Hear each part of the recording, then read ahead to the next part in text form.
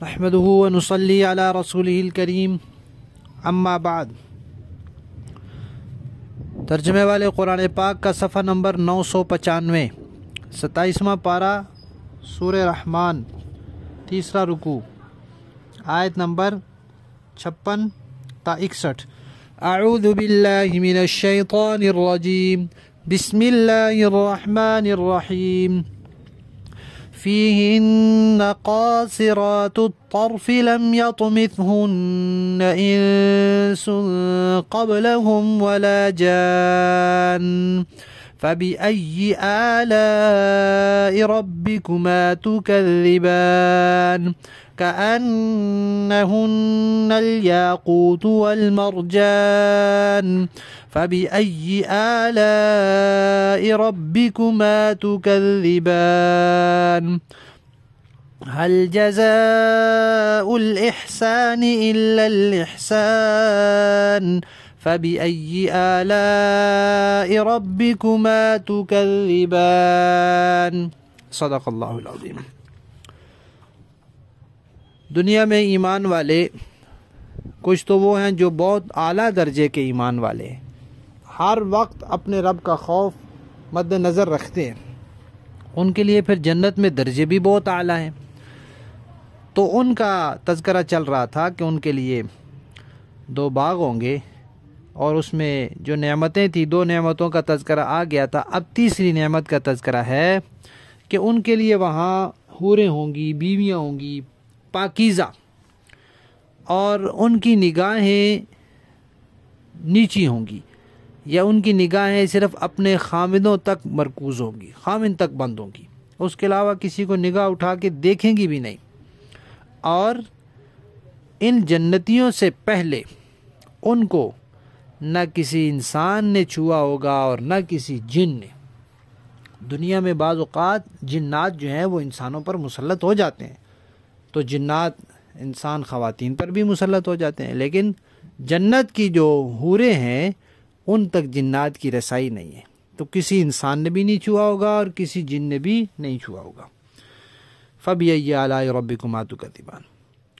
اور یہ فرمایا کہ وہ تو رنگت میں اور صاف ستھری ہونے میں ایسے لگیں گی جیسے وہ یاقوت اور مرجان ہے، ہیرے اور موتی کی طرح لگیں گی۔ اور آخر میں اللہ تعالیٰ نے فرمایا کہ دنیا میں انہوں نے بہت اعلیٰ درجے کی نیکی کی، اس لیے ان کا بدلہ بھی بہت اعلیٰ، تو جو اچھائی ہوتی ہے اس کا بدلہ اچھائی ہی ہوتا ہے۔ یہاں تک ان کا تذکرہ ہے۔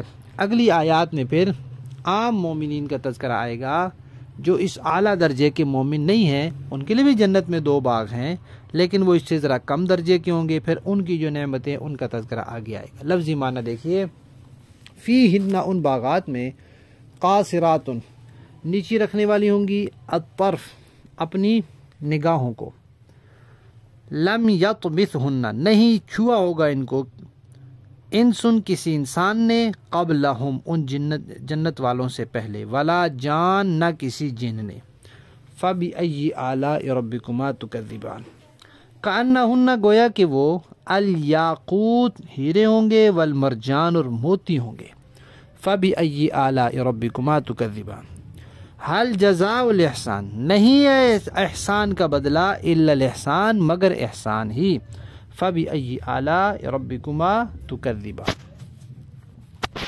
با محاورہ دیکھیں جی، فیہن قاصرات الطرف لم یطمثہن انس قبلہم ولا جان۔ انہی باغوں میں وہ نیچی نگاہ والیاں ہوں گی جنہیں ان جنتیوں سے پہلے نہ کسی انسان نے کبھی چھوا ہوگا اور نہ کسی جن نے۔ فَبِأَيِّ آلَاءِ رَبِّكُمَا تُكَذِّبَانِ۔ اب بتاؤ کہ تم دونوں اپنے پروردگار کی کون کون سی نعمتوں کو جھٹلاؤ گے۔ كأنهن الياقوت والمرجان، وہ ایسی ہوں گی جیسے یاقوت اور مرجان یعنی ہیرے اور موتی. فَبِأَيِّ آلَاءِ رَبِّكُمَا تُكَذِّبَانِ. اب بتاؤ کہ تم دونوں اپنے پروردگار کی کون کون سی نعمتوں کو جھٹلاؤ گے. هَلْ جَزَاءُ الْإِحْسَانِ إِلَّا الْإِحْسَانُ. اچھائی کا بدلہ اچھائی کے سوا اور کیا ہے. فَبِأَيِّ آلَاءِ رَبِّكُمَا تُكَذِّبَانِ. اب بتاؤ کہ تم دونوں اپنے پروردگار کی کون کون سی نعمتوں کو جھٹلاؤ گے. صدق اللہ.